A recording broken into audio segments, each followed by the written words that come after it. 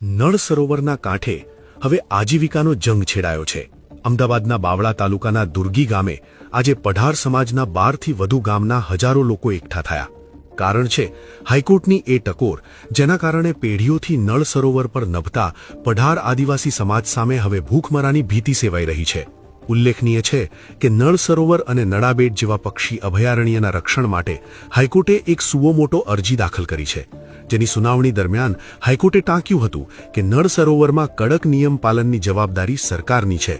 નળ સરોવર કોઈ પિકનિકની જગ્યા નથી। માછીમારી અને પ્લાસ્ટિક પર પ્રતિબંધ મૂકવામાં આવવો જોઈએ। જોકે મળતી માહિતી મુજબ સરકાર દ્વારા હજુ સુધી નળ સરોવરમાં માછીમારી પર પ્રતિબંધ સહિતની બાબતે કોઈ સત્તાવાર પરિપત્ર બહાર પાડવામાં આવ્યો નથી।